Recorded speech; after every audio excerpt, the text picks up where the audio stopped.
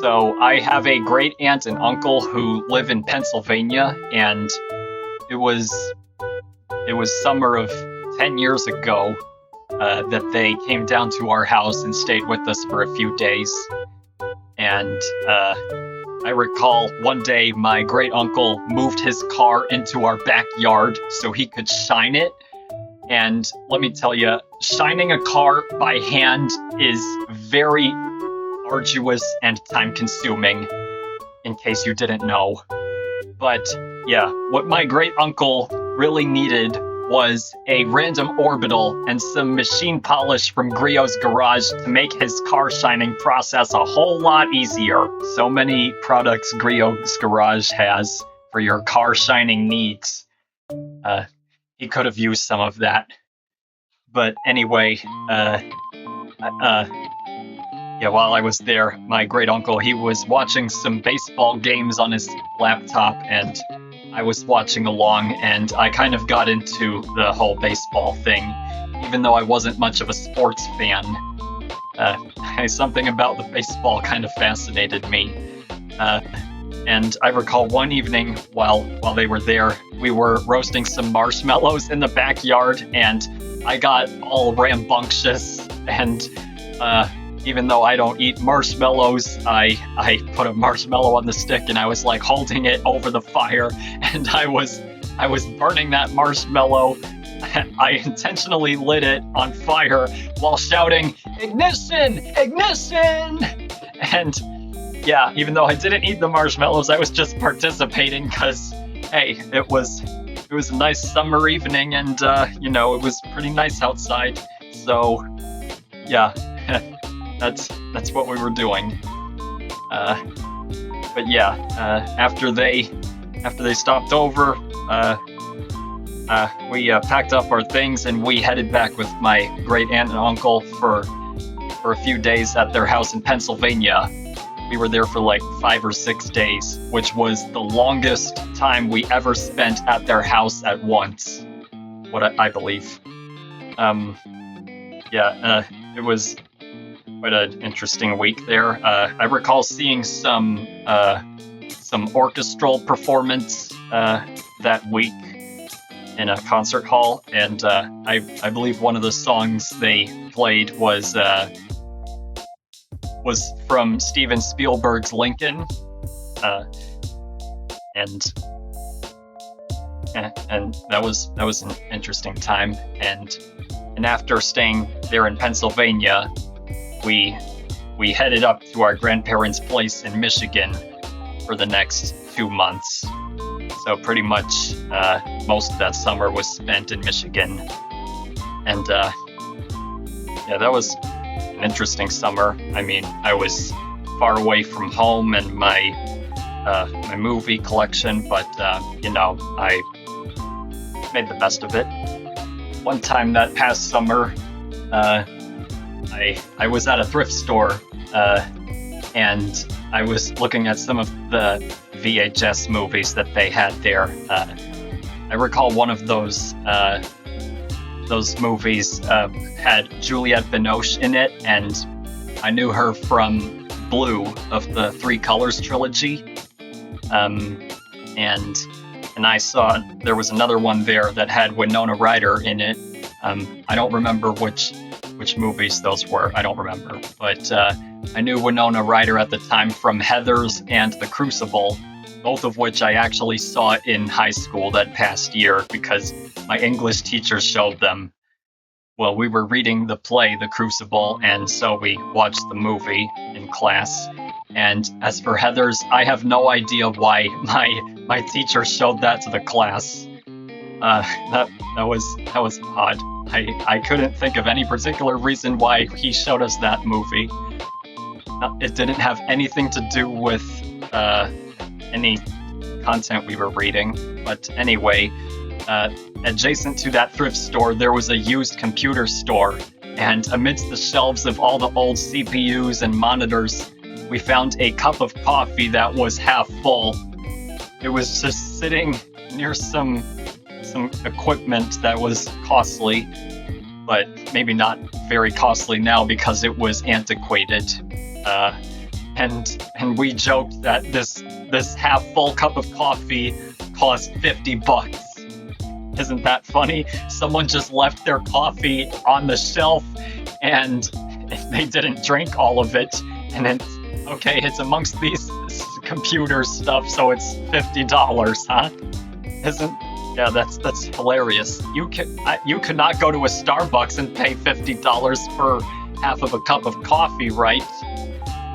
Yeah, but seriously, who leaves their cup of coffee, half-drunk cup of coffee on a shelf inside of a used computer store? Did whoever was drinking it get sick of that cup of coffee and just leave it because they couldn't take it anymore? Who knows? Maybe it was from one of those perfunctory coffee places that makes their coffee lousily because something else is going on back there. So another highlight of this summer in Michigan was going to all my uncle's softball games. So I have an uncle in Michigan. He played softball with a bunch of old guys, and I got so excited watching them. Watching old men play softball is a lot more fun than it sounds, believe me. It's very fun. I was just rooting for my uncle and his team to win all the games. And I remember the first one I saw, there was an umpire there, and he had a very nasally voice. Whenever there was a strike, he would go like, "Strike!"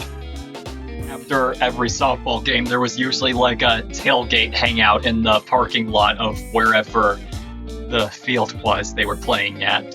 And I guess for whatever reason, I don't remember which softball game it was. It was probably one of the earlier ones because I know my sisters and my cousins were there, but for the early ones, but not for the later ones in which I just went there with my grandfather.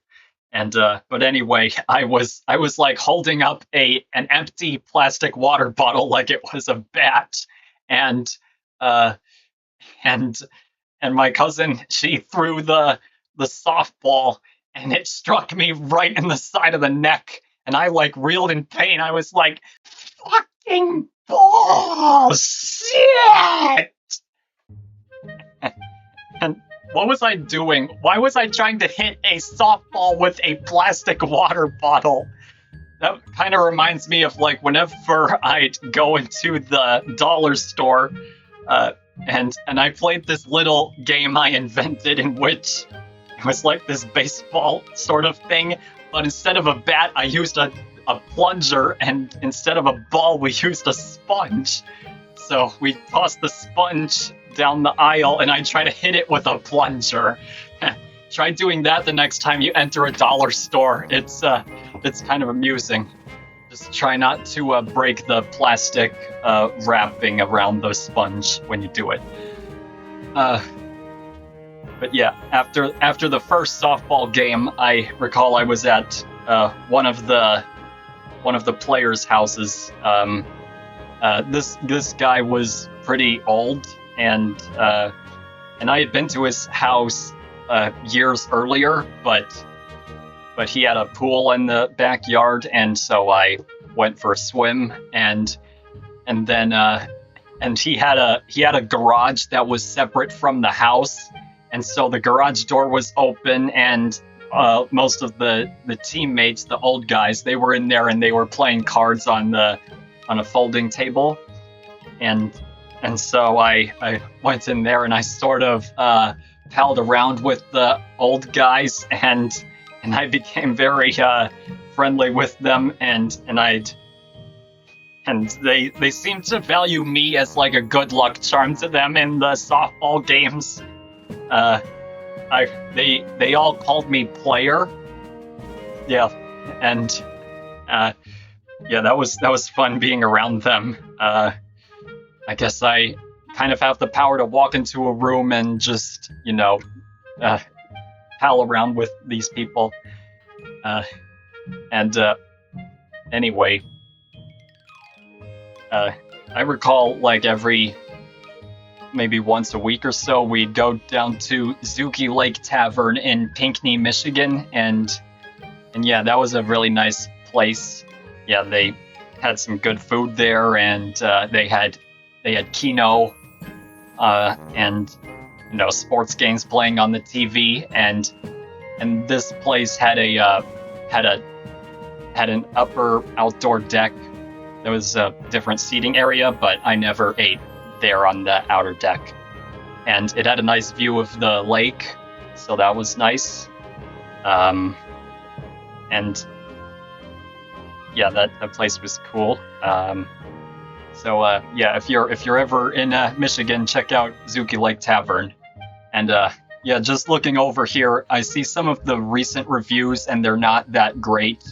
So yeah, this was like 10 years ago when I was there, and so maybe it's kind of fallen on hard times, Zuki Lake Tavern.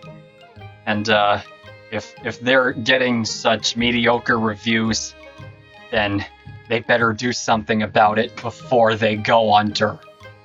And you know what else was very fun over in Michigan? It was the laser tag. So there's this chain of arcade places called Zap Zone, and I think I went to like maybe one or two different Zap Zone locations there, and they had this laser tag section, and so my sisters and my cousins and I we played the laser tag, and they had this huge glow in the dark arena with. So yeah, it was fun running around this area with the blaster in my hand and trying to fire at the opposing team, and this place was like so big. There was one instance when I couldn't find my way out. Like after the game was over, I like kept trying to find the exit for a few minutes. When I eventually did. Maybe it was the next summer when that happened. But yeah, there was also some arcade machines at Zap Zone that I played. And it appears that Zap Zone has some other amenities too. So I'm talking about 10 years ago, so maybe this stuff came about when in the last few years, but they have yeah, the laser tag, as I mentioned.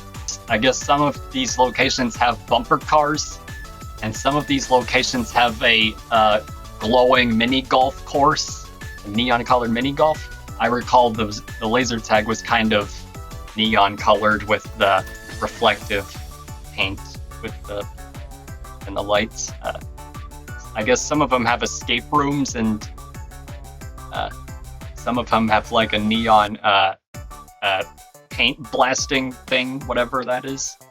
And yeah, an indoor obstacle course, Ninja Zone Junior. This indoor obstacle course, you can slide, jump, and climb your way to victory. I think the location I went to had something like this. And they have there's this new thing, glider riders, kind of like a VR paragliding experience. Yeah, yeah, but check out Zap Zone if you're ever in Michigan. And another arcade place that I went to, my uncle took us there. It's called Marvin's Marvelous Mechanical Museum. It's in Farmington, Michigan, and this place has like a bunch of old novelty machines from many decades ago, including some arcade and pinball games. And yeah, that's a pretty fun place to spend some time. And I recall, I think on the ride back, I sort of mentioned that I despised National Lampoon's Christmas Vacation because I saw it for the first time the previous winter, and I absolutely hated it. And then my uncle stopped the car and told me to get out and walk the rest of the way back.